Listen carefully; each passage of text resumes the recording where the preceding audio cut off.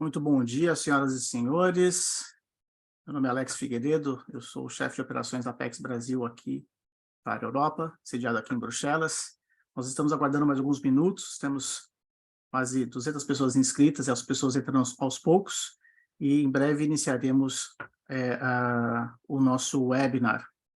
Já vou aproveitar para dar algumas informações relevantes. A parte de câmera e microfone estarão desabilitados para os participantes, mas vocês poderão interagir conosco através da opção chat e também Q&A, não sei como está marcado no computador de vocês, que poderão ser encaminhadas perguntas, questionamentos e comentários durante toda a apresentação, e esses serão, no final do nosso webinar, serão apresentados e selecionados para perguntas e respostas.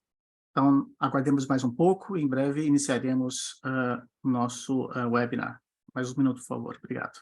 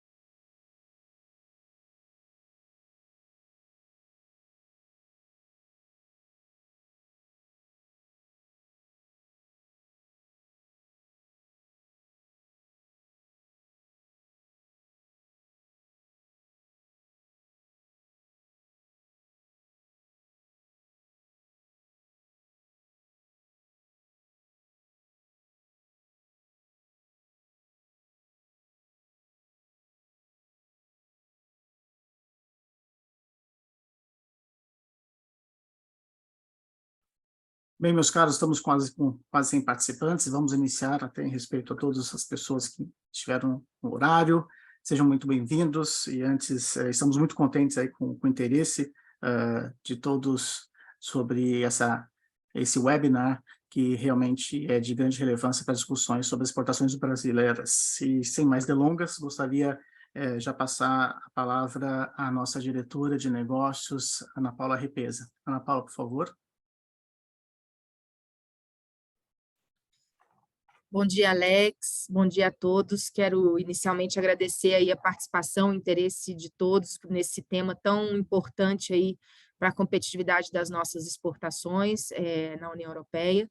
Saudar também o querido embaixador Pedro Miguel, que vai compartilhar aí seu conhecimento e informações com a gente. Fernando Sampaio, da ABIEC, o Aguinaldo, da ABIX, e o professor Geraldo Vidigal, assim como a minha querida amiga Sueme, da CNA, que vão aí abrilhantar as nossas discussões.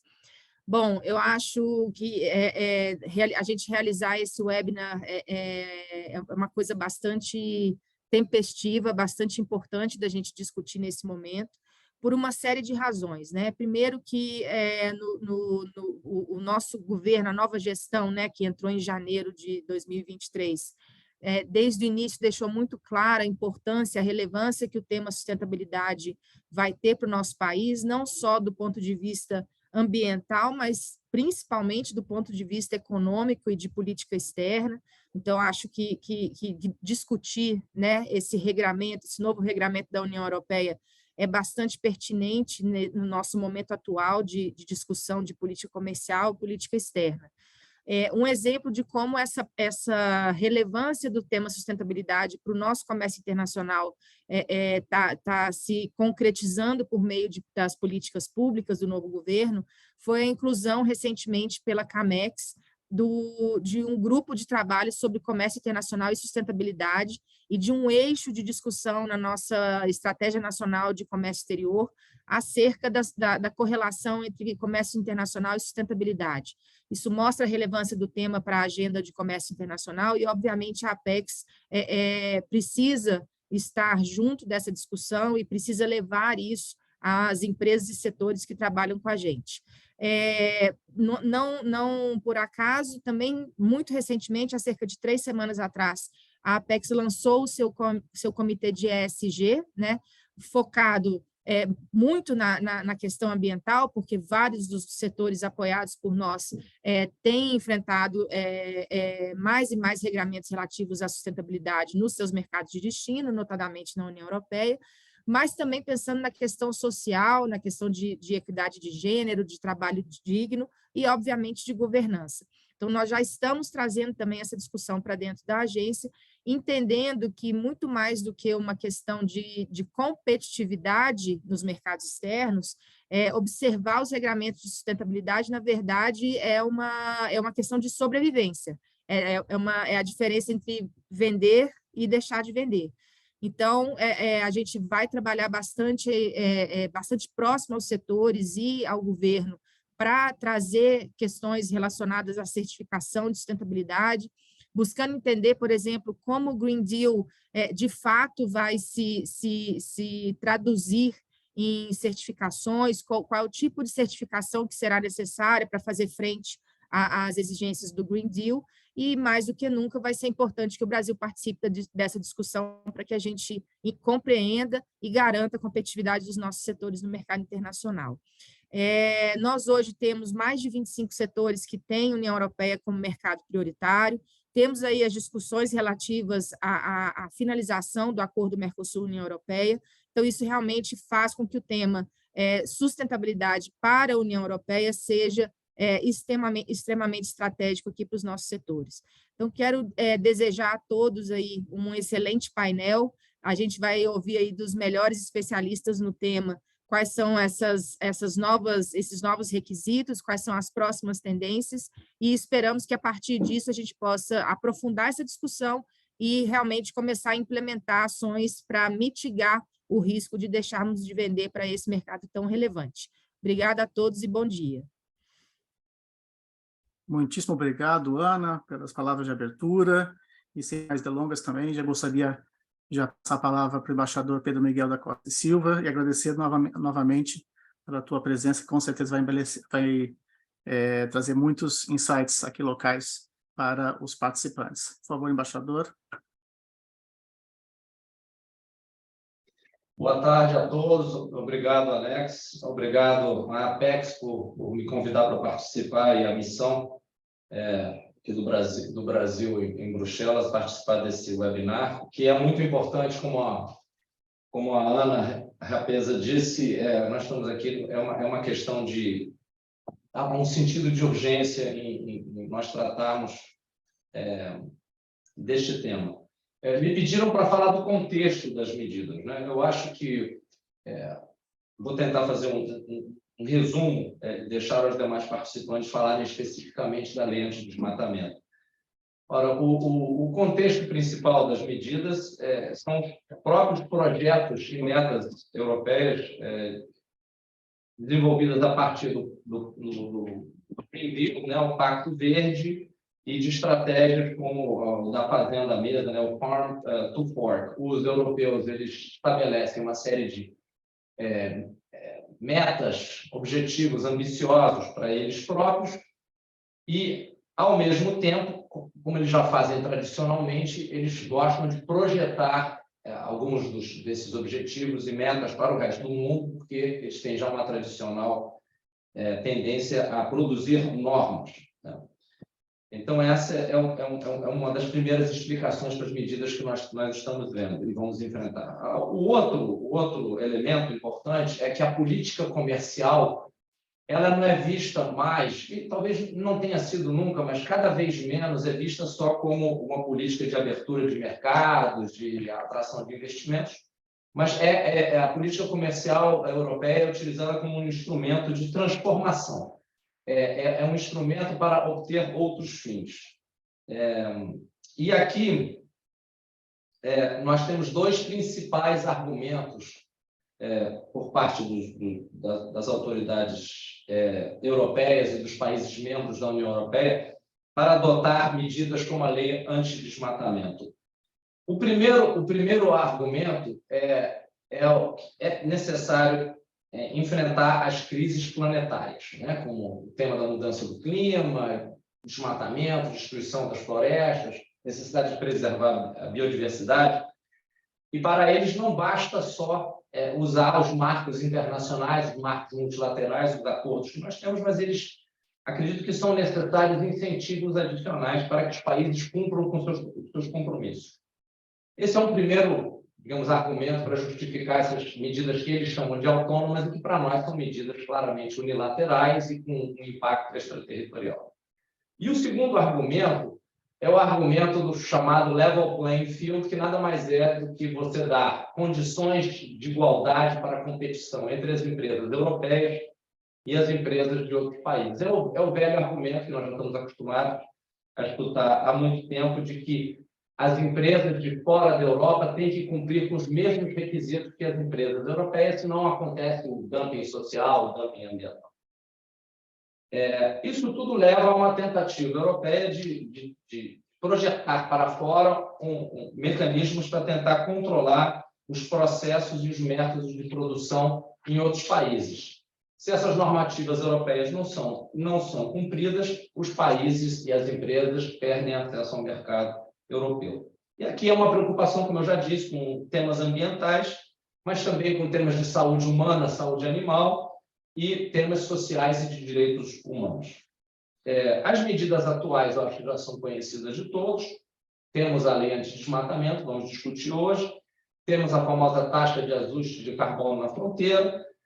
Tem o chamado due diligence, que também é uma legislação ampla para tentar controlar o comportamento das empresas multinacionais europeias em todos esses temas. E há uma série de medidas que talvez sejam menos visíveis, mas que podem ter um grande impacto para os interesses brasileiros, como as exigências deles em relação aos pesticidas. Está vindo pela frente uma nova legislação sobre rotulagem de alimentos, de produtos, e pela frente virão outros temas, como o uso da energia, o uso da água, economia circular. Ou seja, essas medidas são só o início de uma tendência mais ampla. É importante que todos nós no Brasil tenhamos muito claro que essas medidas elas têm amplo apoio, elas resultam de demandas permanentes aqui na União Europeia. Elas têm o apoio das autoridades e da burocracia da União Europeia, elas têm apoio dos países membros da União Europeia, há forte apoio para essas medidas no Parlamento Europeu e, sobretudo, e eu enfatizaria isso muito, sociedade civil e os próprios consumidores. E me perguntarão qual é a posição das empresas. Ora, algumas empresas europeias, evidentemente, reclamam das regras às quais elas estão submetidas, mas, ao mesmo tempo, essa reclamação vem vinda com a exigência de que as regras sejam aplicadas aos países e às empresas de fora da União Europeia. Outro ponto, para mim, que é fundamental ressaltar, é que essa realidade, essa atitude de tentar exportar as regras e criar empecilhos ao acesso ao mercado com base nesse controle dos métodos, dos processos produtivos, é uma realidade que veio para ficar. Isso não é uma coisa passageira, como disse a Ana Rapeza, algo com que nós vamos ter que nos acostumar. E vai se expandir para outros países, seja aqui na União Europeia, seja fora da União Europeia, porque há um objetivo claro da União Europeia já declarado de buscar a harmonização regulatória nesses temas. E eles estão fazendo isso em contato com outros parceiros, como, por exemplo, os Estados Unidos, mas também nos fóruns internacionais. Eles querem levar esses temas para os fóruns internacionais. E todos os que estão participando aqui como palestrantes deste evento sabem que essas medidas europeias elas se somam a uma série, um sem fim de medidas já implementadas pelas próprias empresas, pelos supermercados, pelos distribuidores, os chamados padrões privados, né?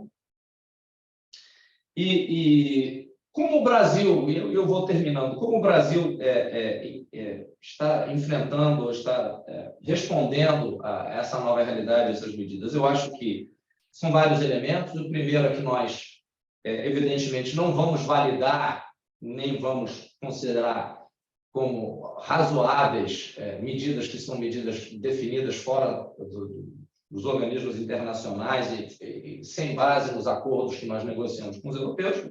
Então, nós não estamos normalizando essas medidas.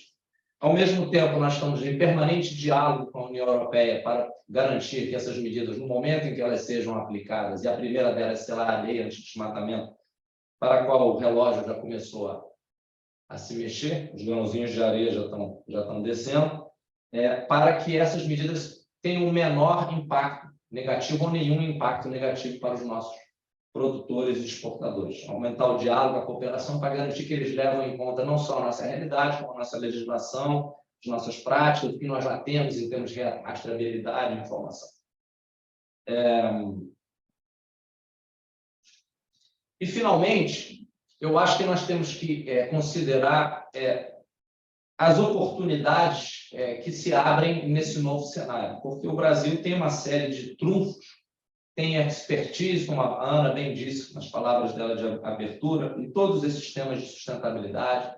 As nossas empresas, os nossos produtores têm uma miríade de selos, de certificados, ampla experiência em exportar para mercados com grandes demandas. Então, eu acho que nós temos que usar isso a nosso favor, na medida do possível. Eu acho que nós temos que aproveitar também esse crescente nicho do chamado comércio justo e solidário, dos produtos sustentáveis, dos produtos ecológicos, e nós temos que também explorar mais oportunidades em termos da nossa bioeconomia. Esses seriam meus comentários. Eu espero que isso tenha servido para gerar aí um contexto para o resto do debate, e eu fico à disposição de todos vocês e acompanharei o resto do evento com muito interesse, para continuar aprendendo. E as ordens aqui. Obrigado. Muitíssimo obrigado, embaixador, pela costumeira intervenção excelente, e com certeza será de ótimo apoio aí para as nossas próximas discussões. E eu sou o próximo aqui também para dar continuidade nas apresentações, e aproveitando aqui, então, eu vou tomar a liberdade de dividir a minha apresentação com vocês, somente também para respaldar essa conversa, antes de passar para os especialistas também aí, que vão falar sobre os temas do ponto de vista de cada um deles, né? Então, nós resolvemos aqui com a agência trazer algumas informações relevantes, né, sobre o comércio bilateral, para realmente respaldar esse webinar, que acredito é de grande interesse de várias pessoas. E, portanto, a gente achou muito interessante, antes de passar as palavras para os colegas, trazer um pouco sobre esse histórico e também a balança comercial entre o Brasil e a União Europeia, né? E, historicamente, tem aí um perfil comercial muito complementar, né? Com aí saldos relativamente moderados, de maneira geral, e nos últimos anos, historicamente falando, mas em 2022, aí o Brasil, inclusive, apresentou um superávit de cerca de 13% dentro da nossa troca comercial, que é algo extremamente interessante para o nosso lado, né? Do outro lado, a União Europeia é o segundo maior de destino das exportações brasileiras, atrás somente da China, né? E hoje a União Europeia está assimilando aí uma média de 15% das vendas do Brasil, e o bloco foi, em 2022, a quarta maior origem das importações brasileiras, aí representando uma média de 16% do total dos produtos importados pelo Brasil, né? Como comentado aí no início também pela diretora, o bloco ele é considerado um mercado vitrine, né? Portanto, aí tem a presença na Europa, é um elemento de atratividade para as empresas brasileiras em geral, e também dado ao alto poder aquisitivo do europeu, alguns setores experimentam aí, vamos dizer, um mercado premium, possamos dizer, né? Com preços relativamente maiores em comparação com outros mercados, né? Que torna aí o mercado também bastante atrativo. Então, repetindo aqui atualmente, a Apex Brasil, justamente com os parceiros, tem mais de 25 setores, né, que possuem a Europa como um mercado prioritário, né? Já trazendo um pouco sobre a pauta da exportação brasileira para a União Europeia, né, ela é relativamente concentrada com quase metade de produtos em 2 produtos específicos, né? Vamos dizer, em 2 complexos específicos, a parte de produtos agropecuários e outra parte de petróleos e derivados. Obviamente, a gente também, nós exploramos alimentos e bebidas processados, outros setores de não menor relevância, e também, como agência, apoiamos também vários setores em nicho de mercado que tem a Europa como um destino importante e relevante para as suas exportações. Porém, é importante salientar que essa concentração é semelhante ao perfil encontrado não somente com a europeia, mas em várias exportações do Brasil como um todo. Então, isso também é importante chamar a atenção especificamente para esse ponto aqui. Também achamos importante trazer aí a representatividade do Brasil em relação às importações extra-bloco da União Europeia, né? Então, hoje, eu não sei se o senhor sabe, mas atualmente 50% das importações da União Europeia são entre os Estados-membros, né? Quer dizer, uma importação e exportação interbloco, né? E o Brasil é o segundo maior fornecedor dentre as importações extra-bloco, né? Então, aí a gente coloca, é muito importante ressaltar que nós estamos atrás de países como a China, que tem 21%, os Estados Unidos com 12%, e vem Reino Unido, Noruega, Suíça, Turquia, que tem acordo bilateral com a União Europeia, inclusive Rússia e assim por diante, né? Então, é importante também, achamos importante trazer esse slide justamente para mostrar a representatividade do Brasil junto à União Europeia. Mas a questão principal da nossa conversa aqui hoje, né? Qual seria o potencial impacto das exportações no âmbito do regulamento anti-desmatamento? E aí nós fizemos esse slide aqui, que é o slide base, justamente que foi preparado pela nossa área de inteligência, e chegamos à conclusão que as 7 commodities, né, e os derivados, que vão vir também, que foram incluídos no escopo dessa regulamentação, representam hoje 17% de tudo que o Brasil exportou para a União Europeia em 2022. A gente está falando de um valor aqui de mais ou menos 17,5 bi de dólares de exportação, né?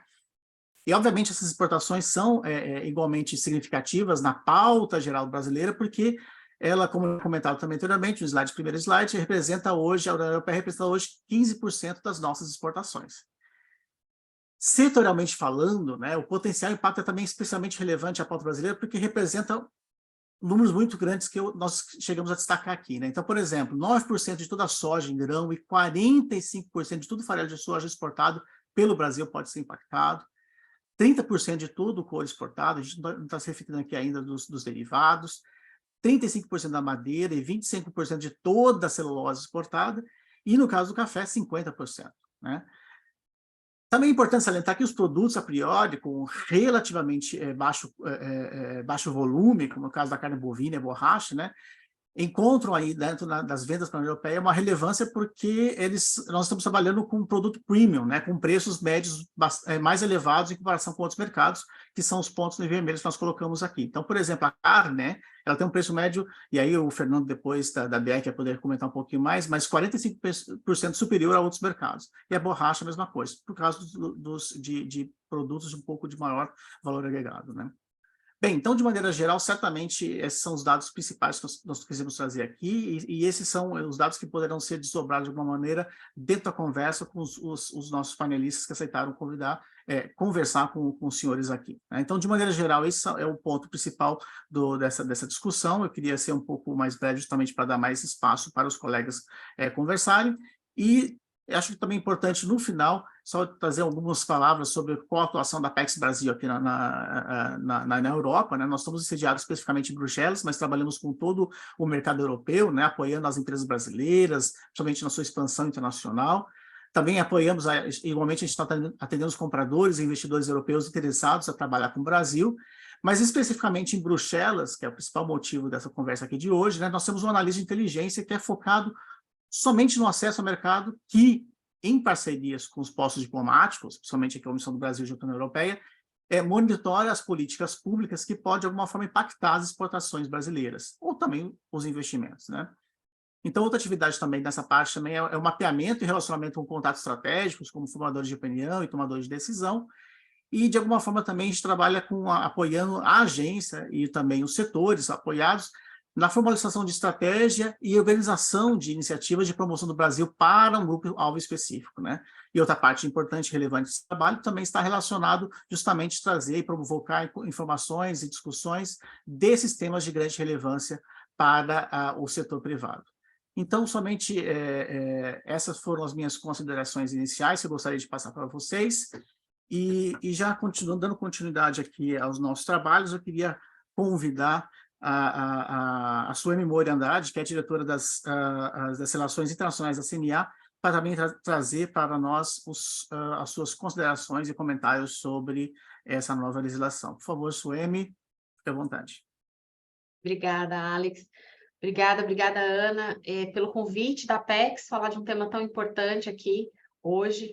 Esse é um tema que eu falo que me consome 40% do meu tempo, atualmente tem sido com relação à União Europeia e esse pacote de medidas que o embaixador Pedro Miguel trouxe no começo. A mim coube falar um pouco sobre os impactos e as preocupações do setor. Primeiro, eu quero dizer que é uma preocupação muito grande do setor, é uma preocupação muito grande da CNA. A gente está falando, neste momento, de 7 cadeias, mas o próprio regulamento, na parte final, diz e obriga a Comissão Europeia a fazer uma revisão num determinado tempo para incluir outros produtos, incluir outros biomas, que agora a gente fala de desmatamento e o foco principal é floresta, mas a gente tem um impacto potencial no setor como um todo. Então, sim, a gente vê com bastante preocupação. Eu queria destacar alguns pontos assim, que a gente tem quando senta na mesa para conversar com os europeus, ou mesmo dizer por que a gente está preocupado com isso. O primeiro é o potencial de desvio de comércio que a medida tem. Então, no momento que você discrimina os países e você coloca regras mais exigentes para determinados países em relação aos outros, você gera um potencial desvio de comércio, ou seja, a legislação coloca o ônus da prova no importador, então que eles chamam de operator na legislação, ou seja, quem coloca esse produto primeiro no mercado europeu. Nesse momento que você coloca isso, todo o ônus da prova, e tem vários capítulos falando de multas, falando de penalidades, falando do risco que tem com relação a uma denúncia, seja de PF, pessoa jurídica, pessoa física, o que for, tudo isso em cima, o risco desse operador muito grande, quando ele vai comprar, e aí ele tem a opção de comprar, eu sempre dou exemplo, tem a opção de comprar de um país que é baixo risco e um país que é alto risco, e todo o custo do ônus da prova vai cair em cima de você. É claro que para alguns produtos, por exemplo, neste momento, imediatamente no curto prazo, é muito difícil para a União Europeia fazer essa mudança e dizer assim, não, eu vou comprar tudo agora, eu vou parar de comprar, por exemplo, café, 35% do café que a União Europeia compra do mundo vem do Brasil. Então, o Alex trouxe os dados do que representa para nós, mas também tem o que nós representamos para eles. Então, por exemplo, de carne bovina é 21%, de cacau é super pequeno, 0,2%, de café 35%. Claro que você, para fazer essa mudança, você não faz no curto prazo, mas você precisa desenvolver um fornecedor, e isso é uma coisa absolutamente possível. Então, esse potencial de desvio de comércio, a legislação traz essa questão do benchmarking dos países, né? Então, os países vão ser classificados em high risk, standard e low risk. E o que muda é o critério, é a exigência para cada um deles, para cada um desses países. Então, quando o importador tem todo o ônus da prova para ele, o potencial de gerar um desvio de comércio no médio prazo é muito grande. Essa é uma preocupação número 1. A segunda preocupação é com o aumento do custo ao produtor. O custo do reporte. Então, a legislação diz que terá que ser apresentada informação verificável e conclusiva. Não diz exatamente o que é isso. Então, a gente já questionou aqui na CNA, a gente fez uma reunião, algumas, mas a última, a gente fez uma reunião com o técnico da DGINV, que cuidou da escrita desse documento, e perguntamos para ele o que é isso, como é que isso vai funcionar, a gente ainda não sabe, mas fato é que o custo do reporte para o produtor vai acontecer. Então, a gente sabe das questões de sustentabilidade da nossa agropecuária, a gente sabe que a gente tem uma produção sustentável, mas a gente, para provar isso, o custo do compliance como reporte, nos preocupa isso. A gente sabe que quando aumenta custo, quem é mais prejudicado é o pequeno e médio produtor, né? Porque o grande produtor ele acaba tendo uma condição de segurar isso mais como investimento para frente. E nós sabemos também que o que acontece é que o setor agropecuário brasileiro é um setor que cumpre regras. Por isso que a gente exporta para o mundo inteiro, porque a gente se adapta. A gente tem essa capacidade de adaptação. Então, vem uma barra, a gente cumpre, vem uma barra maior, a gente vai cumprindo, a gente vai cumprindo, a gente vai cumprindo, mas tem um custo da exclusão, às vezes, desse pequeno e desse médio produtor. Não é ele acaba sendo um custo que não é igual, geral, na cadeia. Então, essa é uma segunda preocupação. A forma como está colocado os critérios de classificação dos países é outro ponto. É um ponto que eu acho que nós, setor privado, junto com o governo, temos que trabalhar, temos que sentar na mesa para negociar, né? Então, quando você vê lá os dois, são 3 critérios, 2 deles um a taxa de desmatamento, outro é a expansão de área agrícola, taxa de expansão de área agrícola. Neste momento, você diz assim, olha, você país em desenvolvimento, você país que entrou agora na festa do comércio internacional, que começou a sua produção, que ainda tem espaço para crescer, você vai ser mais prejudicado do que eu, que já expandi tudo que eu tinha para expandir, não tem mais expansão de terra agricultável.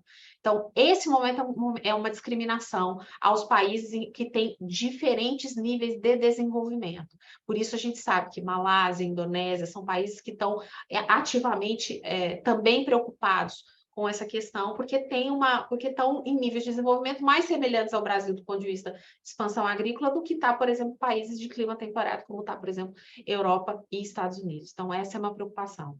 Tem uma questão central, claro, que é não respeitar a legislação local, então o embaixador trouxe essa questão da extraterritorialidade, então, por exemplo, não respeitar que a gente tem um código florestal que permite a abertura de terras, sendo que no começo da legislação tem 3 critérios, né? O primeiro critério é a questão de não abertura de terras após 31 de dezembro de 2020, a segunda fala ao respeito às questões legais relevantes do país, social, trabalhista e tudo mais, e a terceira fala da questão do diligent statement, né? Que é o processo de diligência devida que é pedido.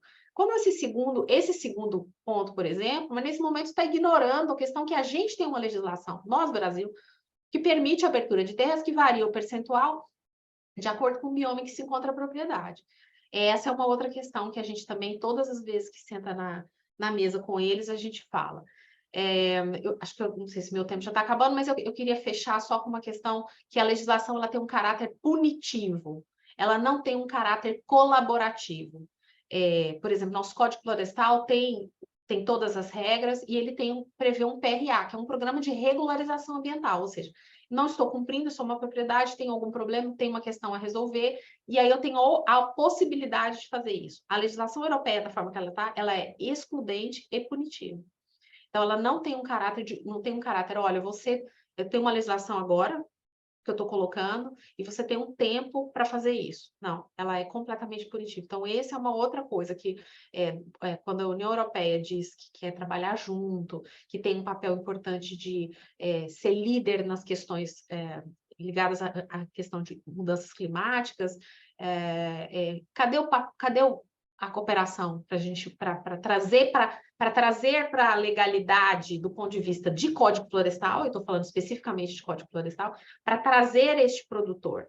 Não, ela simplesmente exclui ele da legislação. Então, o que eu concordo muito com o que o embaixador falou, a gente tem conversado bastante sobre essa questão de não legitimar, ou seja, tem questões muito chaves, a questão da discriminação dos países é uma questão primordial de não respeitar a legislação também local dos países. É claro que o setor agro, como setor agro, ele vai se adaptar. A gente vai fazer isso. A gente vendeu 159 bilhões no ano passado de dólares. A pauta do agro do ano passado foi isso. A própria exportação para a União Europeia de produtos agropecuários, durante a pandemia, ela vem crescendo. Então, no ano passado, foi 25,6 bilhões de dólares que a gente vendeu. Uma outra coisa que eu tenho que tomar, assim, a gente tem que tomar cuidado quando fala de União Europeia, às vezes, do agro, e eu escuto isso, eu estou sentada aqui, estou escutando, é que o agro, a União Europeia tem se tornado menos relevante. Eu acho que tem que tomar muito cuidado, porque são 25,6 bilhões de dólares, é o segundo maior mercado. Se a gente fala para setores específicos, aí eu vou citar, já que o Aguinaldo está aqui, a questão do café, que é 50%. Então, além disso, a União Europeia tem esse potencial de exportar regras e de ser considerado uma referência. A gente sabe que tanto o Reino Unido quanto os Estados Unidos já tem uma legislação no forno, esperando para sair no mesmo sentido. E, assim, eu acho que, inclusive, está esperou sair um pouco essa da União Europeia para vir as próximas. E do ponto de vista do agro, o terceiro mercado é Estados Unidos também, para alguns produtos específicos, frutas, por exemplo, o mercado dos Estados Unidos, o mercado de Reino Unido, são mercados extremamente importantes. Então, eu acho que a gente tem que pensar, para finalizar, eu acho que a gente tem que pensar como setor como um todo. É claro que cada setor tem a sua especificidade, a gente tem que levar a nossa proposta para a União Europeia e dizer, olha, a gente já faz assim, para diminuir o impacto do custo, o impacto em cada uma dessas cadeias, mas a estratégia geral, eu acho que ela tem que ser uma estratégia de setor e não só dessas 7 cadeias, os outros setores.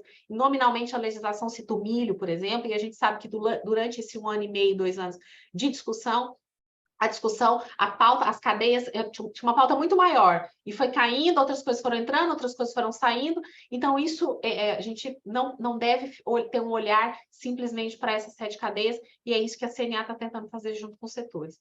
Alex, volto para você, agradeço muito e estou aqui à disposição. Muitíssimo obrigado, Suemi, foi espetacular o teu comentário e também a tua agregação. Fique conosco aí até o final, com certeza surgirão bastante perguntas, já tem alguns comentários, inclusive, no chat, bastante interessantes a respeito da sua intervenção. Muito obrigado também pelo tempo. Teríamos mais tempo, caso quiser fazer mais intervenção, mas estamos bem com o tempo, mas vamos continuar, depois a gente pode prolongar um pouco mais nas discussões.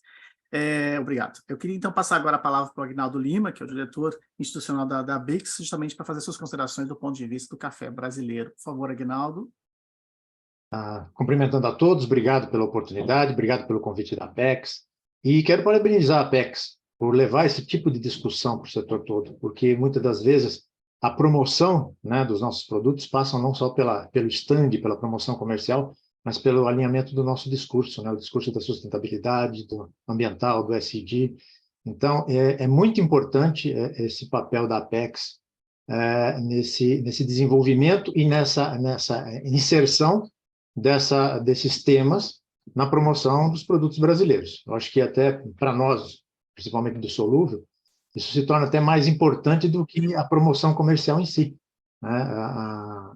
O discurso alinhado com as questões ambientais, elas são fundamentais e afetam o nosso produto diretamente. Bom, mas falando de Brasil, falando de café de uma maneira geral, nós somos os maiores produtores mundiais de exportação e de produção. O solúvel, né? A nação do café também é a nação do café solúvel, nós somos os maiores exportadores e produtores, com apenas 7 empresas. São 132 mil toneladas de produção, que absorve em torno de 10% da safra brasileira anualmente. Então, são mais de 100 destinos, são 700 milhões de dólares na balança comercial, é o 13º produto do agro, na exportação, e a União Europeia é o nosso segundo e principal maior mercado, no caso do solúvel. Nós exportamos, em média, para eles, basicamente 17% do nosso volume total de solúvel, e tem uma importância fundamental porque são os preços maiores, são pagos para os nossos produtos.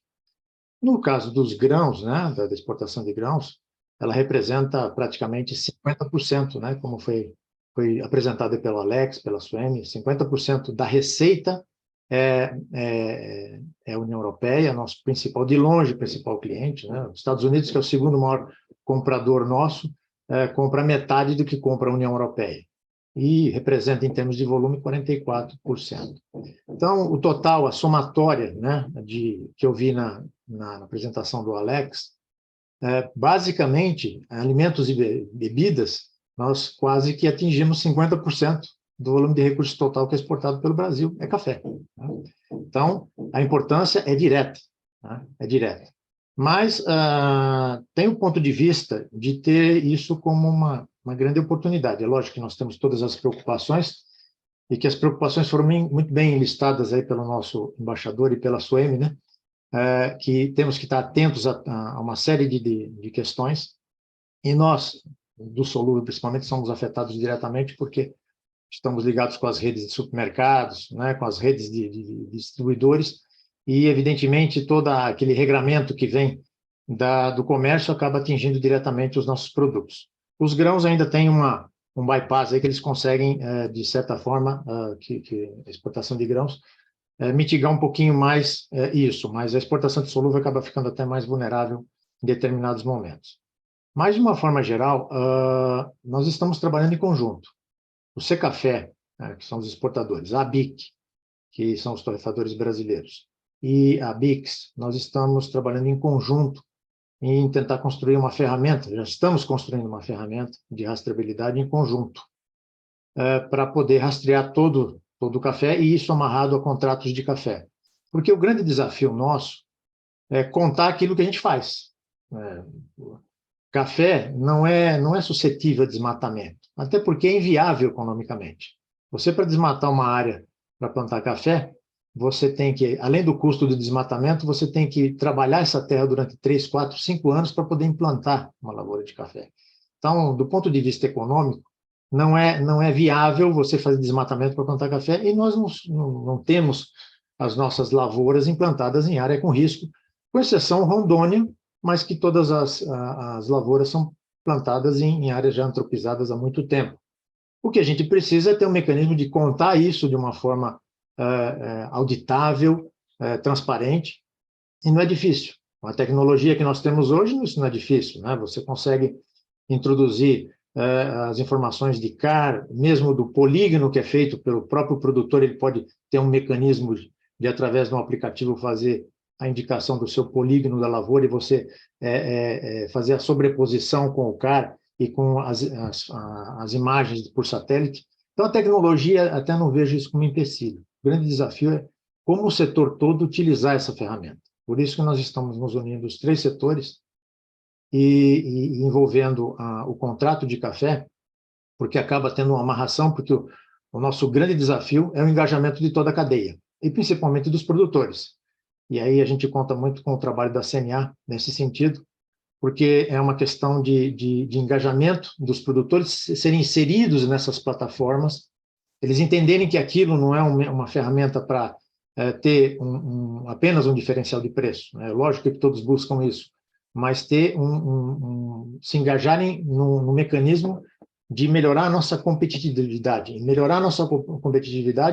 e aproveitar as oportunidades que esse regramento está nos impondo.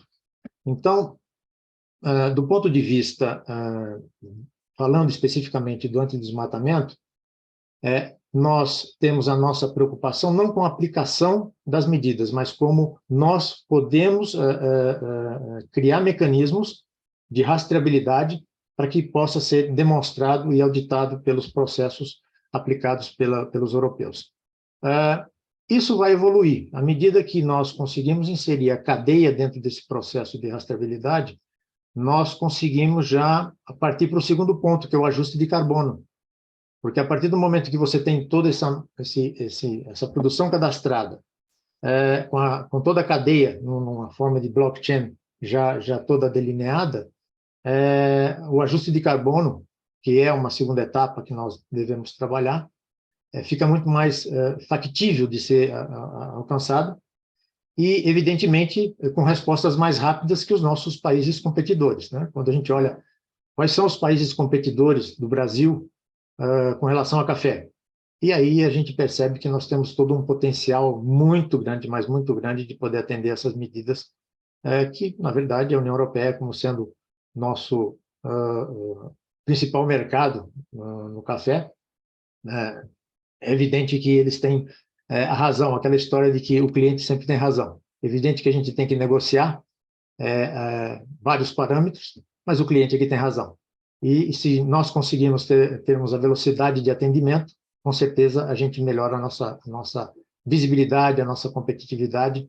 Enfim, é um tema que preocupa, mas, ao mesmo tempo, é um tema que está trazendo muito diálogo entre o setor, está trazendo entendimento, está trazendo ferramentas tecnológicas, então está fazendo a gente ir para frente.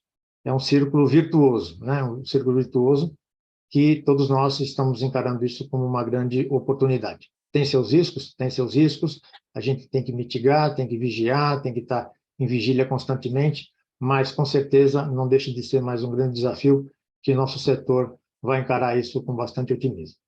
Era isso. Muitíssimo obrigado, Aguinaldo. Excelentes considerações pelo ponto de vista do café. Para a gente sempre Estamos sempre aprendendo aí com o setor. Muito obrigado. Já estão aproveitando, dando continuidade aqui no webinar, gostaria de passar então para o nosso colega e amigo Fernando Sampaio, diretor de sustentabilidade da BIEC, para falar um pouco sobre o setor de carnes. Por favor, Fernando, fique à vontade.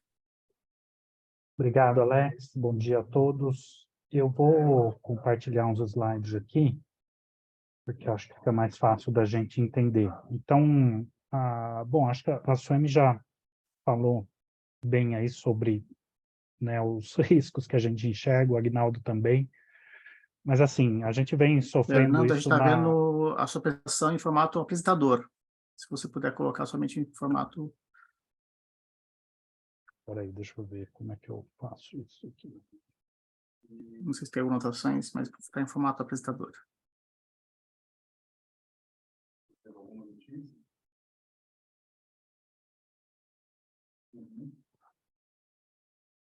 Nessa vinda do Maduro aí, não teve nada de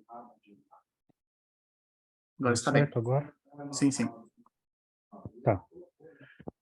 Bom, no setor da carne a gente vem sofrendo já há um bom tempo com isso, né? Isso aqui que eu coloquei nesse slide, na verdade, é um exemplo do que a Europa vem fazendo com o nosso setor ao longo do tempo. Na verdade, eles foram criando uma série de peneiras aí, né? O Brasil tem uma grande produção pecuária, mas a União Europeia, através de regulamentações, foi criando alguns filtros, né, que restringem muito a nossa capacidade de exportar para lá. Então, a gente tem uma produção no Brasil como um todo, né, a área, né, a Europa impôs uma área habilitada para exportar para lá, que é o segundo mapinha ali de baixo, então já exclui, né, grande parte do norte, o nordeste do Brasil não são estados habilitados, ou seja, não pode sair exportação dessa região para lá.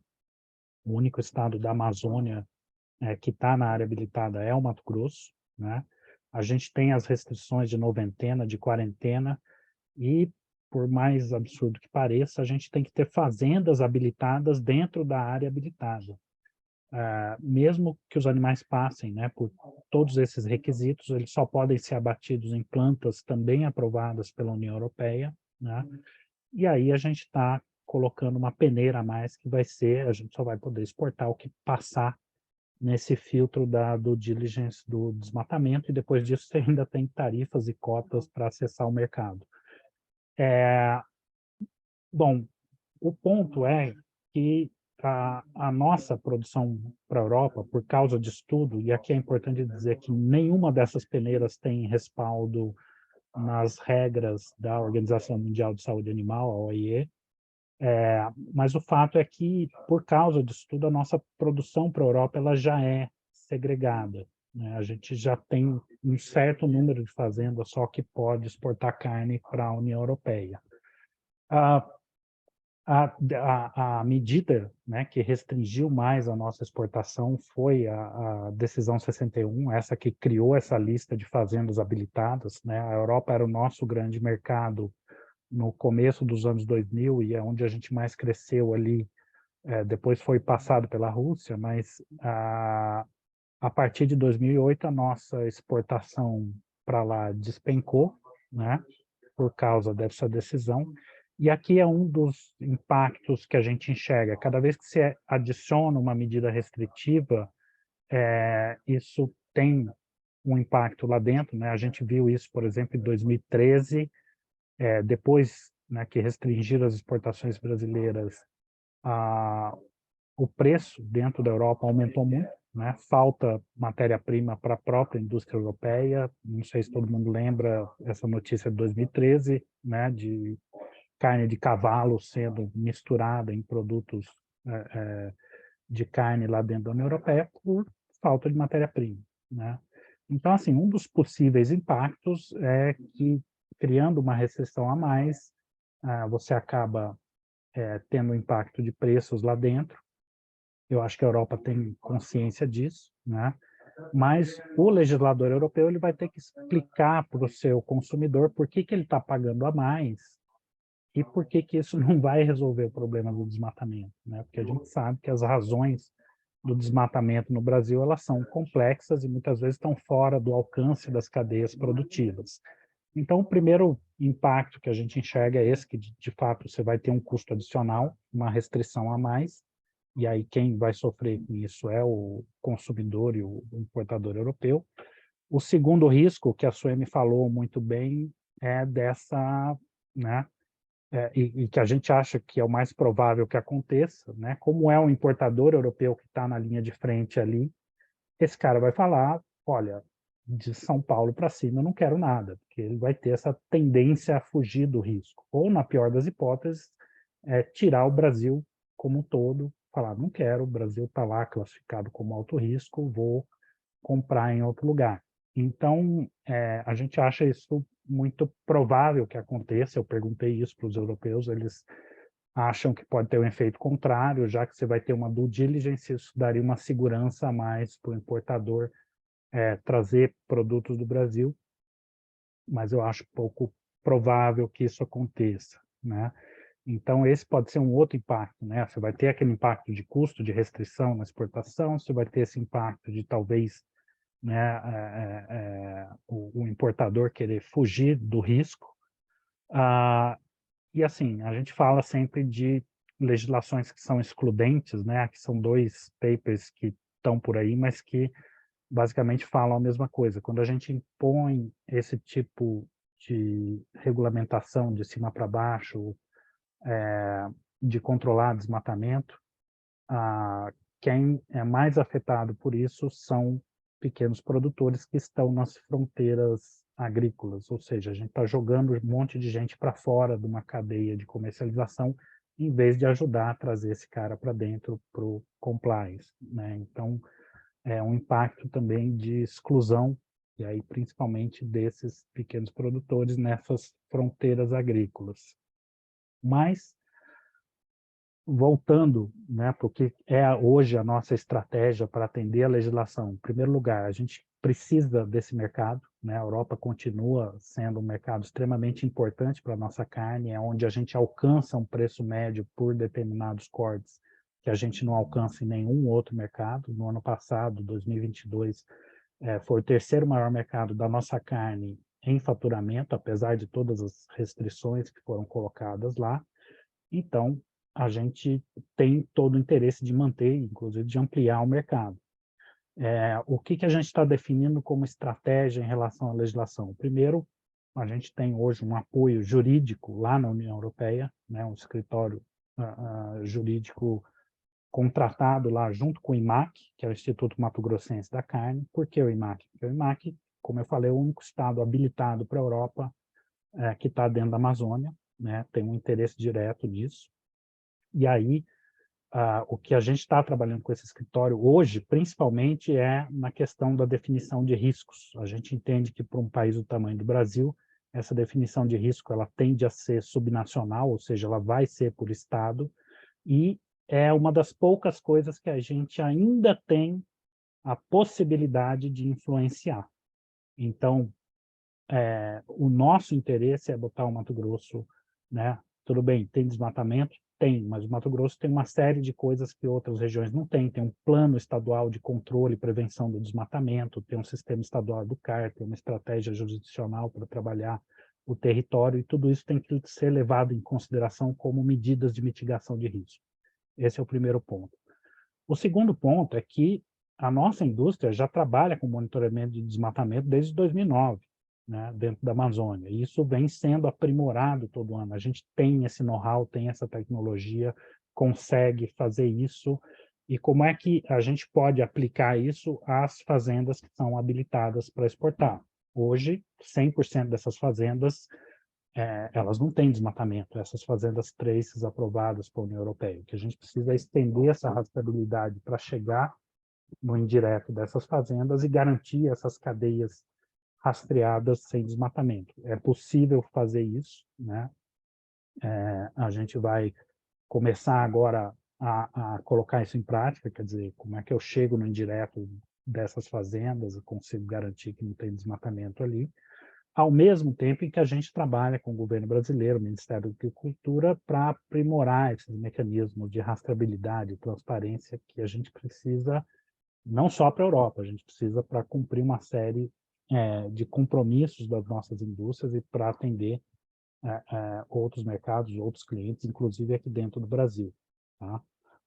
Outra coisa, a gente sabe exatamente onde é que o nosso risco está, olhando o mapa da Amazônia, quais são as regiões onde você precisa ter uma atuação, principalmente do poder público, de fiscalização, de regularização fundiária e ambiental, né? A gente está conversando com os estados e a nossa ideia é atuar nessas regiões. As indústrias da carne já atuam nesse suporte aos produtores para ajudar o cara a se regularizar, entender qual que é o problema dele, como é que você traz ele de volta para a cadeia. Então, isso é um esforço que hoje é feito pelo frigorífico e é muito pouco feito por outros atores e pelo poder público nesses estados. Então, a gente precisa juntar forças para atacar essas paisagens, né, esses municípios onde o risco é maior. E, por último, mas o mais importante aqui, e que eu acho que é uma recomendação para todos os setores, é que a União Europeia jogou a responsabilidade da due diligence para o importador lá, né? Esse importador vai ligar aqui para o frigorífico ou para o exportador aqui e vai falar, se vira, eu preciso saber, né, que o meu produto não tem desmatamento, o que você vai me mostrar? Né? Então, na nossa opinião, é muito melhor a gente definir qual que é o pacote de evidências que você vai dar para esse importador, do que esperar que eles definam isso lá e joguem de lá para cá. Então, a gente está se organizando para dizer, olha, a gente vai atender a due diligence dessa forma, essas são as garantias que a gente vai dar, esse é o pacote de informações que a gente vai dar. Então, a gente está em contato com associações de importadores lá, para que isso saia de nós para eles, senão o grande risco que você tem é que cada importador lá vai começar a te pedir, né, coisas diferentes, um mais, outro menos, né, e isso vira uma salada. Então, principalmente esse último ponto a gente acha muito importante, a gente está fazendo isso dentro da indústria da carne, e é uma recomendação também para outros setores que façam a mesma coisa e se organizem para que isso saia daqui para lá. Era isso, Alex. Obrigado. Muitíssimo obrigado, Fernando. Espetacular. Colocações. Certamente surgirão algumas questões aí. Estou vendo aqui para a parte de carne também, que voltaremos mais à frente. Então, seguindo aqui com o nosso webinar, queria passar a palavra para o professor Geraldo Vidigal, também de agradecer por também aceitar o nosso convite de participar aqui desse webinar, que é o professor de Direito Internacional da Universidade em Amsterdã, e hoje, salvo engano, está em Genebra. Professor, por favor, o senhor pode falar. Acho que a sua câmera está desligada, Geraldo. Pois é. Talvez desligar novamente. Então estou tentando aqui, senão tem que ver o que faço. Ué, ela estava ligada até agora, né? Pois é, estava assim. Talvez a gente pode seguir. A famosa lei de Murphy. Total. Que coisa. Talvez só a gente começar sem a câmera. Agora voltou. Isso, excelente. Eu ia pegar até o celular. Tudo bom? Muito obrigado. Parabéns à Apex por organizar. Parabéns a Alex e Bruno Capuzzi também pelo convite. Então, eu vou... parece que tem algum tempo, né? Eu vou só... Ele teve uma pergunta nesse sentido de que produtos são afetados. Então, só repassando os elementos principais da legislação, e eu vou discutir principalmente depois o que dá para fazer a respeito, né? Dá para brigar, né? Porque eu estou aqui em Genebra e a Malásia e Indonésia ontem estavam aqui expressando o seu descontentamento com essa legislação, né? Que no fim das contas se trata, como o embaixador mencionou, de uma medida unilateral. E aí nós temos acordos comerciais e estamos negociando um acordo comercial, e como a secretária Tatiana Prazeres disse outro dia, como é que você negocia um acordo com alguém que está ao mesmo tempo te dizendo que que vai colocar restrições às suas importações, né? Então, quais são os produtos envolvidos, né? Toda a legislação, essa regulação, ela se refere a gado, cacau, café, dendê, borracha, soja e madeira, e todos os produtos feitos com esses produtos primários, ou então que tenham sido alimentados com esses produtos primários. Então, ela vai pegar toda a cadeia produtiva, justamente o que foi perguntado no chat. E quais são os requisitos, né? São 3 requisitos. Que o produto tenha sido produzido de acordo com a legislação local, que é algo que me parece bastante razoável. Segundo, que não tenha tido desflorestamento depois de 2020, né? E terceiro, que seja acompanhado de due diligence. Então, vocês me ouvem ainda? Porque me parece que a câmera Sim, travou. sim. A câmera travou? A câmera travou novamente, mas a gente está te ouvindo. Tá ok. Tem Então, alguma instabilidade da internet, mas estamos ouvindo bem. eu acho que a temperatura e o computador aqui é o laptop, né? Então, ele tá super aquecendo, porque está muito quente aqui. Bom, então são 3 requisitos, né? Que seja produzido legalmente o produto, mas, claro, quem vai controlar isso também é não apenas o governo brasileiro, mas a própria entidade, operador, que vai fazer essa due diligence. Segundo, que não tenha tido desmatamento depois de 31 de dezembro de 2020, ou seja, você tem um requisito absoluto, quer dizer, mesmo que temos que lembrar que no Brasil temos desmatamento legal, né? É permitido desmatar, você tem que manter uma parte da sua terra como mata, reserva de mata, etc., mata ciliar, mas existe desmatamento legal, e isso não está contemplado pelo regulamento. E terceiro, que seja realizada essa tal da due diligence. E a due diligence depende, tanto a due diligence quanto a aplicação do regulamento interno, o controle, a checagem de compliance, né, de cumprimento das regras, são feitas com base não apenas no produto, mas também da classificação de risco do país. Então, eles vão dividir os países em 3 tipos, né? Tem os países de baixo risco, de médio risco e de alto risco. E além disso, tem um grupo de peritos que vai ficar fazendo relatórios periódicos sobre os países. Já tem um relatório a respeito do Brasil para uma outra legislação, que é a legislação da madeira, né, que já existe, e já tem um relatório desse grupo de peritos. O relatório é bastante complicado, e esse relatório, me parece, pelo que a legislação expressa, não está claro que é obrigatório, mas parece que vai ter muito peso esse relatório do grupo de peritos quando for determinar a classificação do risco do país. E se o país for de alto risco, e aí realmente, como o nosso colega estava falando, você tem a mero fato de ter que cumprir os requisitos para demonstrar cumprimento pode te fazer não competitivo, ainda que você cumpra, né? Essa é aquela coisa. Ainda que você cumpra, o custo associado a provar cumprimento pode criar uma distorção competitiva. Então, vamos lá. Bom, então são essas as características gerais da norma, né, europeia. E o que dizem os acordos internacionais? Acho que dá para falar em 3 tipos de regras que são relevantes para essa questão. A primeira são as regras proibitivas, que proíbem a restrição ao comércio, né? Você não pode, tanto pelas regras da OMC, quanto pelos acordos bilaterais de comércio, como que o Brasil já está negociando com a União Europeia, você não pode impor restrições ao comércio injustificadas, né? Você não pode impor restrições, e você tem que tratar os seus parceiros comerciais com não discriminação, né? Você não pode discriminar entre eles.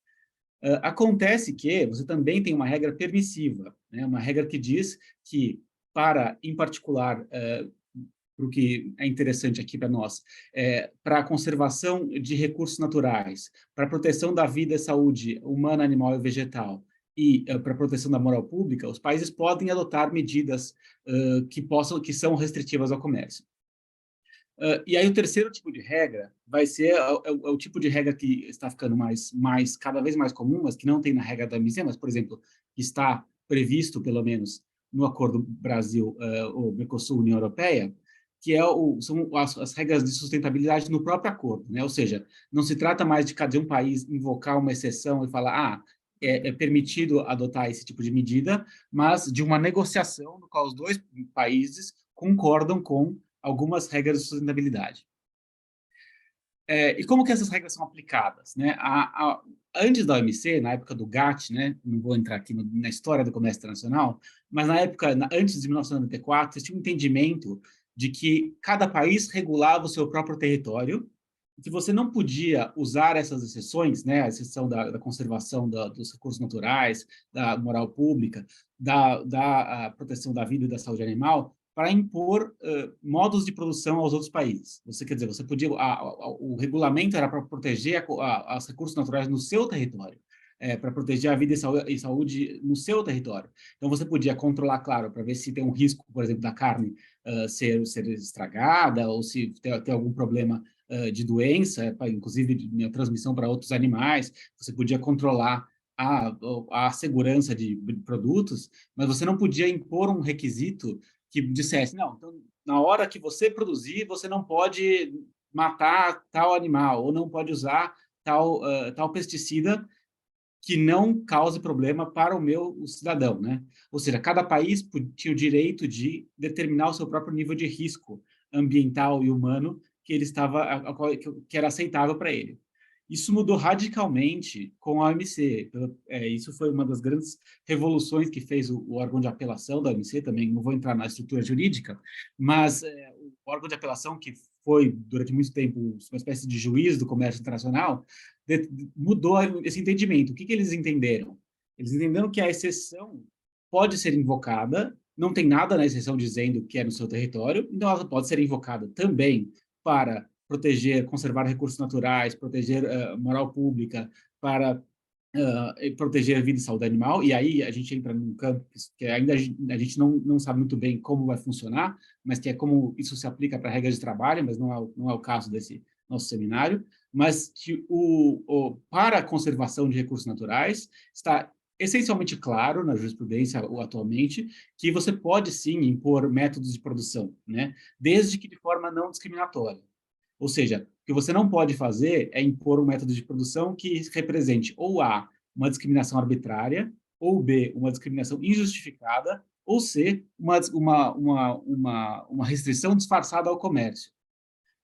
E sobre esse último, a gente ainda não sabe muito bem o que quer dizer isso, né? A gente normalmente o que acontece, os países acabam perdendo muitos casos com base nessas duas primeiras requisitos, então essa terceira a gente ainda não tem muita informação. Mas vamos para as duas primeiras. O que é uma discriminação arbitrária? É você impor um requisito sem justificar, né?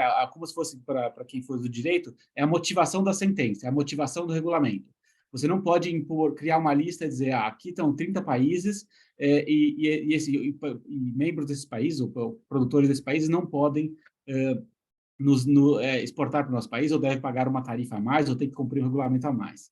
Uma discriminação injustificada, ela tem uma justificativa, mas é uma justificativa que não é legítima, né? Então, por exemplo, o Brasil, no caso, teve o caso do pneu, que é um dos casos importantes para essa questão, que é o Brasil impunha um bloqueio aos pneus recalchutados, né, alegando corretamente que isso contribui para espalhamento de dengue, cria problemas ambientais, mas tinha uma exceção para os países do Mercosul. E o órgão de apelação disse, a exceção para os países do Mercosul ela é injustificada. Por quê? Porque ela não se baseia no seu motivo ambiental. Você está dizendo, esse é um regulamento ambiental. Então, tá bom. Então, você vai aplicar o regulamento ambiental sem discriminar injustificadamente entre parceiros comerciais. Você não pode favorecer o seu parceiro favorito em detrimento de outro membro da OMC. Então, vamos lá. Dadas essas interpretações, é preciso dizer que a União Europeia fez o dever de casa, né? Eles estão seguindo mais ou menos exatamente os passos dessa jurisprudência para criar um sistema que eles podem, pelo menos, defender que é não discriminatório. Ou seja, eles vão ter lá uma lista, vai ter lá um processo, vai ter lá um grupo de peritos, os países vão poder ter diálogo, mas, no fim das contas, vai sair uma decisão dizendo o seu país é de alto risco, o seu país é de baixo risco. Então, eles estão querendo argumentar que eles estão usando exceção, né, para conservação de recursos naturais, e essa exceção não é discriminatória, e onde ela é discriminatória, ela é justificadamente discriminatória. Por quê? Porque nós olhamos os países, nós temos peritos, temos um processo, etc., né? A União Europeia é muito boa de criar processos, e esse processo, chegamos à conclusão, e aqui está aqui o relatório, e tudo que nós descobrimos, e que o seu país é um país de alto risco. Pois bem, então isso vai ser difícil. O que me parece que daria para trabalhar, primeiro na parte jurídica, e aí já chegou na questão do acordo, você né, jogar justamente com essas questões que acho que a Sueli me trouxe, né, e os pequenos produtores. E a questão de que o mero fato de que, quer dizer, o finlandês, sei lá, vai na casa do vizinho e consegue o tal do certificado. Aí o produtor brasileiro tem que sair, tem que conseguir pagar muito caro, né? E claro, acaba impactando muito mais quem tem o menor custo, né? Quer dizer, se o certificado custa 10 mil euros para produzir, se a sua escala é grande, o certificado é barato para você. Se a sua escala é pequena, o certificado é caro para você. Então, acho que esse tipo de argumento deve ser possível levantar, e acho que talvez obter, acho que inclusive, enfim, não sei, aí cabe ao governo brasileiro decidir. Me parece que, como eu disse, Malásia e Indonésia estão bolando estratégia jurídica, mas tem que ter uma estratégia, digamos, que leve em conta essa jurisprudência nova, né? Porque se você partir do pressuposto de que o mero fato de ter um restritivo é insuficiente, você vai perder. Então, você tem que achar os pontos em que a lei, e isso é muito comum acontecer, né? Porque como vocês que trabalham mais com isso sabem como que a legislação é feita. Você parte de um princípio bom, aí o setor vai lá e conversa a partir dele. Fala, não, mas e aqui? Aqui faz... Aí, quando você começa a entender as exceções ali, você vai ver que a exceção acaba tratando o estrangeiro pior do que o nacional. E, normalmente, é aí que os países perdem os casos. Né? Então, acho que tem essa questão. E aí, isso daria para entrar, mas, enfim, acho que a briga, né, é sempre a pior alternativa. O ideal é negociar, e nós temos uma negociação em andamento. Então, o que me parece, e imagino que o governo já esteja fazendo isso, né, não sou a primeira pessoa a pensar nisso, é que a questão é como colocar no acordo Mercosul, ou como parte do acordo não escrito, mas o acordo, né, o deal, né, a negociação, você ter acesso a esse tipo de documento, a esse tipo de due diligence, que coloque o Brasil, que não impacte negativamente o produtor por motivo injustificado. Me parece que você partir do pressuposto de que você deveria poder desmatar, hoje em dia não é uma solução que vai dar certo, mas você atacar a parte onde o produtor que cumpre as regras, como o Agnaldo estava falando, não consegue entrar porque tem uma discriminação incluída no próprio processo, né? Uma discriminação que não é uma discriminação que está na regra, mas é uma discriminação na forma como a regra é aplicada e como ela acaba operando na realidade. Isso me parece que é razoável, e você demandar, né, como parte da universidade, dizer, não, ok, o governo está fazendo o trabalho deles, os setores estão fazendo o trabalho deles, até os bancos, né, agora tem essa questão, eu sei que é controverso, mas os bancos agora entraram na história de também não poder não financiar, e dizer, não, então nós queremos uma regra, nós queremos ter certeza que a aplicação da regra vai contemplar tanto as especificidades do país, né, como o próprio caráter de país em desenvolvimento. E aí você tem, né, o argumento país em desenvolvimento é um argumento que também pesa, às vezes a gente esquece, mas pesa bastante. Especial, você vai diante de um painel, você vai dizer como é que você quer que o produtor ali compra o mesmo requisito que o holandês, que tem todas as cabeças de gado dele em, sei lá, 10 hectares. Então, a questão toda é justamente essa.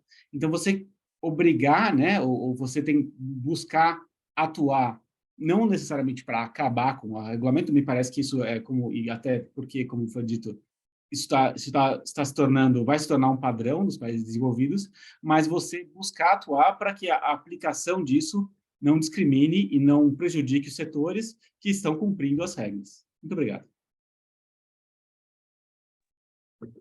Muitíssimo obrigado, Geraldo, pelas excelentes colocações. Temos aqui vários comentários, dúvidas e questionamentos sobre diferentes temas, e estou esperando uma consolidação de perguntas, mas, ao mesmo tempo, vamos fazer aqui ao vivo, E eu queria, talvez, o primeiro questionamento seria voltado aqui para o embaixador Pedro Miguel, embaixador, que vem do Vinícius Santos, da Fiesp. Ele diz o seguinte: bom dia a todos e a todas. Tem uma pergunta, embaixador Pedro Miguel. Diante da abordagem unilateral adotada pela União Europeia nos temas relativos ao comércio e sustentabilidade, como trazer essa discussão para a arena multilateral? Qual organização é mais adequada para essa discussão? O OMC, o OCDE, o NFCCC, etc. Você acha viável e necessária a criação de uma nova organização apenas com essa finalidade? Muito obrigado pela pergunta. Na verdade, isso já está acontecendo. Ou seja, o Brasil, de uma forma ou de outra, com uma modulação no discurso, dependendo de em que fórum nós estamos falando do assunto, já está levando esse tema ao OMC, ao OCDE, aos fóruns onde a gente negocia as questões de clima e de, por exemplo, biodiversidade. E falando em terminologia muito simples, para deixar claro para os europeus e para outros países que, porventura, queiram se animar a seguir esse exemplo europeu, que nós temos regras comerciais que nós todos acordamos, como bem disse o professor, ao longo de décadas, e essas regras prevêem exceções.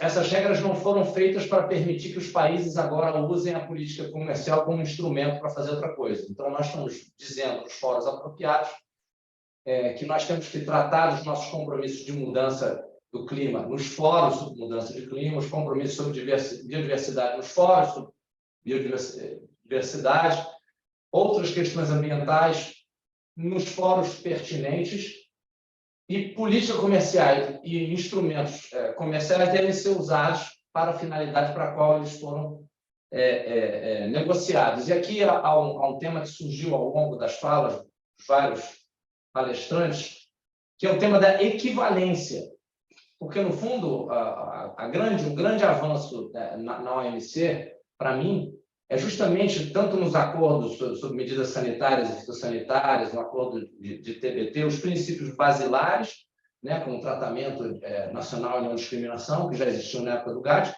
mas também a questão de equivalência, de você ter reconhecimento das regras dos outros, das práticas dos outros, para você impedir uma proliferação de regras que impeçam o comércio. Então, respondendo à pergunta do Vinícius, primeiro, para dizer que o tema já está sendo tratado e o Brasil está alertando para os riscos de que se use política comercial de forma inapropriada, questionando essas medidas unilaterais, extraterritoriais, discriminatórias, punitivas, como já foi dito aqui, e que, no fundo, não vão necessariamente responder e resolver os problemas.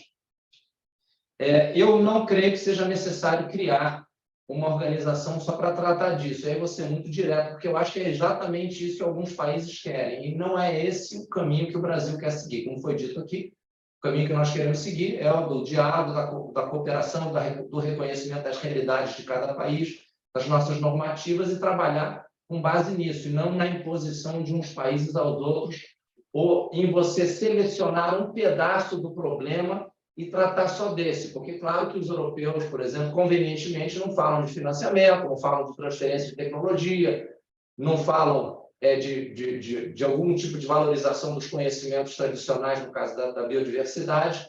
É só uma narrativa virada para os interesses deles, que é muito conveniente. Então, não, é o que eu tenho chamado aqui, quando eu falo aqui para os europeus, para eles entenderem, o chamado multilateralismo à la carte. Você escolhe aqueles pedaços das regras que te interessam e as outras você convenientemente põe de lado. Obrigado, embaixador. Próximo questionamento aqui vai para o professor Geraldo, é do Rodrigo, da FGV. Geraldo, obrigado pela sua apresentação. A Indonésia lançou uma reclamação ao OMC DS 593 em relação à política de biocombustíveis da União Europeia. Temos algumas lições que podemos aprender em relação a essa disputa, por exemplo, políticas unilaterais de sustentabilidade da União Europeia, impactos no Brasil? Esse relatório ainda não saiu, fui ver agora quando o professor Rodrigo mencionou, estava para sair no terceiro faz o terceiro trimestre desse ano. Então, a questão vai ser, e aí vai ser muito interessante realmente entender isso, é justamente como que o painel vai tentar montar, digamos assim, né, aplicar essa jurisprudência, porque o órgão de apelação, digamos, não está mais conosco, foi Donald Trump e os Estados Unidos acabaram com ele há 2 anos, mas o painel vai entrar nessa questão, e a Indonésia colocou levantou muitas das questões que vão acabar se aplicando, sim, no nosso caso, no caso do desmatamento, né? E então assim, não tem esse relatório. Eu ficaria muito surpreso se ele decidisse algo diferente do que digamos, no princípio disso que eu acabei de expor, porque realmente essa jurisprudência está consolidada. A questão é justamente a gente tentar como disse o embaixador agora, tentar, quando você abre a medida, muitas vezes você tem aí questões que não têm justificativa, a não ser uma justificativa quer dizer, na qual a justificativa mais plausível é que realmente está tendo um favorecimento aí do nacional. Obrigado, professor. Agora, tem 2 questionamentos aqui para você, Fernando. Eu vou colocar 2 perguntas. Primeiro, do Rafael Santos. Essa legislação será aplicada somente na cadeia primária ou para produtos alimentícios que utilizam culturas como ingredientes, como uma certificação da cadeia? Né? E uma segunda pessoa também fala o seguinte: hoje já temos, que é o senhor, não tem o nome aqui, senhor Fernando, hoje já temos frigorífico e exporta para carne para a Espanha, mesmo com essas barreiras sanitárias e técnicas? Bom, eu estava respondendo ali no chat, mas assim, a habilitação dos estabelecimentos é para a União Europeia, né? Então, o Ministério da Agricultura que indica, a Europa aprova lá quais são os frigoríficos que podem exportar. Então, pode exportar para a Europa, para qualquer país membro ali, né? E o regulamento, pelo que a gente entende, ele vale para carne e vale para derivados, como carne industrializada, couro, né? Tudo isso está dentro da legislação. Eu falei um pouco de como a gente está pensando, né, em atender o due diligence para carne, para o couro, né, e para carne industrializada é um pouco mais complexo, porque aí a gente sai só daquela lista de fazendas habilitadas e vai ter que quebrar a cabeça um pouco mais em como vai atender o processo, né?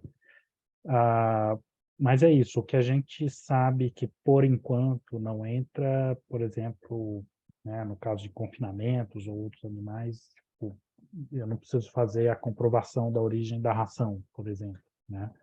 Por enquanto, o regulamento ele cai sobre esses produtos mesmo, diretos da cadeia que estão sendo exportados para lá. Alex, se eu puder complementar a fala do Fernando. Por favor. Essa era uma questão que a gente tinha muita preocupação aqui na CNA, porque quando saiu o primeiro press release no final do ano passado, tinha uma frasezinha que era terrível, que falava assim, produtos que serão impactados, que have been fed with, que a gente falou assim, então porque nós somos grandes produtores de ração animal, ou seja, toda a ração animal que a gente produz e manda para o mundo inteiro, nós vamos ter que pegar e aí vai ter uma produção pecuária de alguma proteína animal no país, vai ter que ser...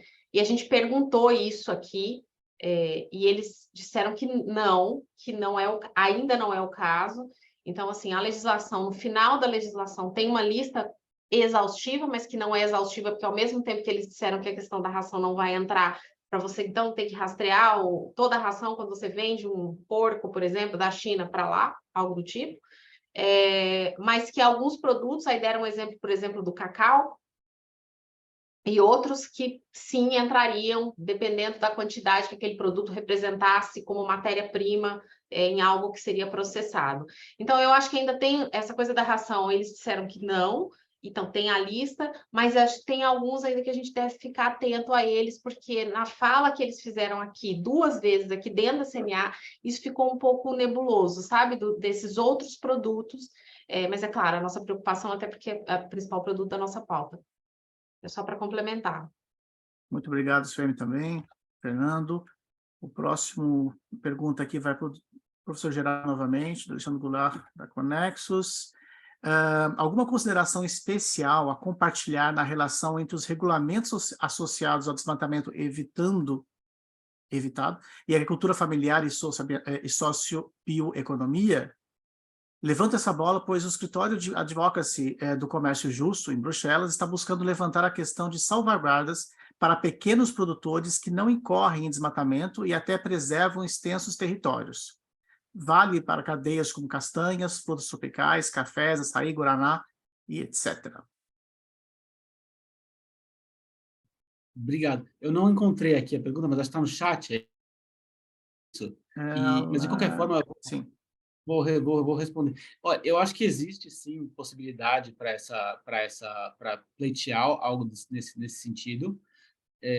Não teria que ver, claro, quais os detalhes, mas me lembro, por exemplo, do regulamento americano, que foi um dos casos mais emblemáticos nesse tipo de decisão, do regulamento americano, que proibia a importação de camarão que fosse produzido, né, do jeito que matava a tartaruga. Quer dizer, você tinha uma obrigação de ter um dispositivo para evitar a apreensão de tartarugas, que morria muita tartaruga, daí, né, ainda morre muita tartaruga quando se pesca camarão. Então, aí havia isenção, sim, para a pesca artesanal, e havia isenção, inclusive, para países inteiros que não estavam na rota migratória de tartaruga. Então, por exemplo, acho que é uma questão de realmente pleitear, e eu aí é uma coisa muito específica, eu não teria que olhar se o regulamento já não prevê algo desse sentido, mas me parece que é bastante razoável buscar, tentar esse tipo de, não sei, isenção talvez não seja a palavra certa, né? Mas de tratamento que leva em consideração as particularidades do país exportador, né? Porque me parece que, assim, aí entra, né, numa outra, quase um princípio jurídico, né? Que na hora que você está exercendo poder, tem que exercer o poder segundo as regras do direito, né?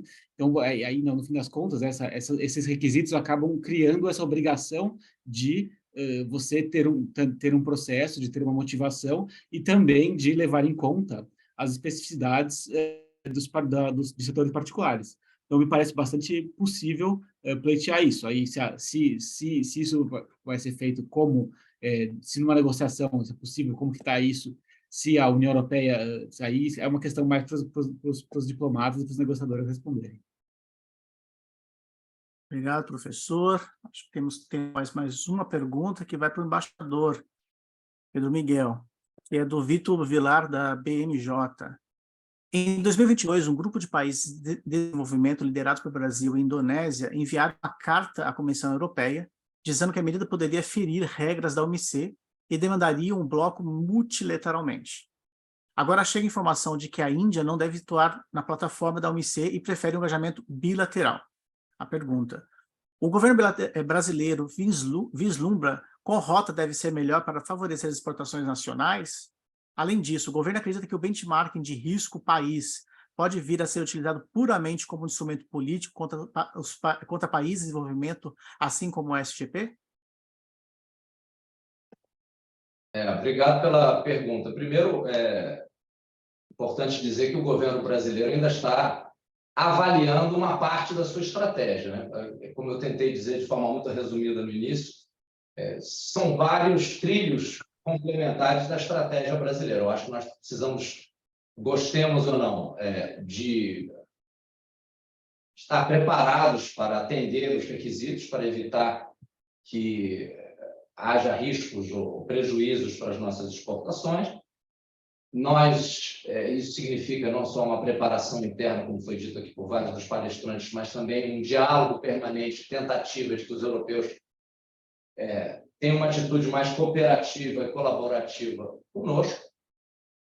Nós dissemos claramente que nós não concordamos com as medidas. O passo de levar o tema ao OMC é um passo que terá que ser considerado pelo governo com muita calma, sobretudo à luz do que, inclusive, o professor falou. Nós temos uma OMC que não está na melhor forma, ainda que a gente tenha um mecanismo de solução de controvérsias alternativo na fase de apelação com os europeus, do qual o Brasil faz parte. Nós continuamos em contato com esse grupo grande de países afetados pela medida lei anti-desmatamento, países asiáticos que foram mencionados aqui. O outro dia eu recebi uma grande delegação do setor de madeiras da Malásia. Vamos ter uma reunião na outra semana na Embaixada da Indonésia, com países africanos, países da Ásia, países da América Latina e Caribe, para continuar, trocar informações e continuar atuando juntos.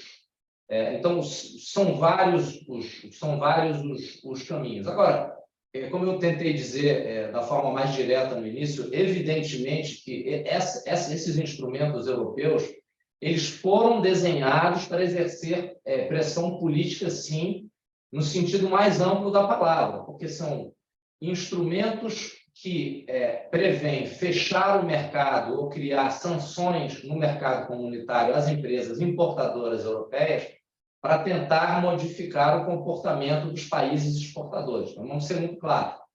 Eles acham que com essa lei anti-desmatamento eles vão coibir práticas ilegais ou, no caso, até qualquer desmatamento no Brasil, que eles não distinguem entre o legal e o ilegal.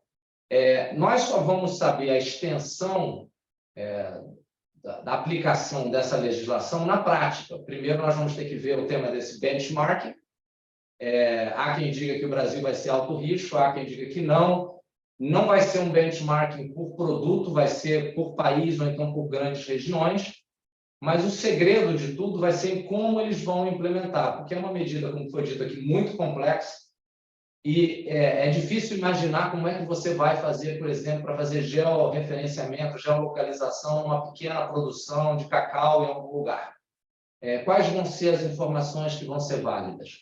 Quem é que vai fazer denúncias de que há algo que não está correto, que as ONGs podem entrar no processo? Então, é um sem fim de elementos e de dados que vão ter que ser colocados juntos e, na prática, que nós vamos ter uma ideia de como isso vai funcionar e qual vai ser o impacto. E a Suemi fala uma coisa muito importante, que isso tem um efeito sobre a reputação dos países que exportam para a União Europeia. Isso pode ter um efeito dissuasório, de desvio de comércio, e talvez alguns dos impactos a gente só vai ver ao longo dos anos, não vai ser um impacto imediato. Eu fui além da pergunta, porque surgiram várias questões interessantes aqui que eu queria comentar, e mais um elemento importante. Essa questão de se as pequenas empresas, se as cooperativas, os pequenos produtores, os da bioeconomia vão ter vou ser muito franco, uma colher de chá. Eu acho que eles terão a vida mais fácil, mas não está claro para mim, além do prazo que as pequenas empresas vão ter para cumprir, as pequenas empresas europeias, não as nossas, se isso vai ser levado em consideração. Eu suspeito que talvez sim, mas não há nenhuma garantia. Obrigado e desculpa se eu falei além da pergunta. De maneira alguma, embaixador, sempre muito ilustrativo suas respostas.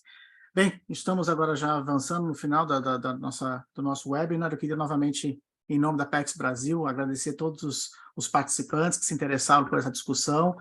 Um abraço especial para todos os panelistas que também aceitaram esse desafio de falar um pouco do setor, falar um pouco do ponto de vista, tanto aqui de Bruxelas e Genebra, também aí em Brasília. E também um agradecimento especial aí às pessoas que operacionalizaram todo esse projeto, que é a Patrícia e o Bruno, que fizeram aí esse projeto acontecer. Muito obrigado a todos, tenham um bom dia e uma boa tarde a todos, e ficamos em contato. Qualquer dúvida, por favor, estamos sempre à disposição. Muito obrigado, tenham um bom dia a todos.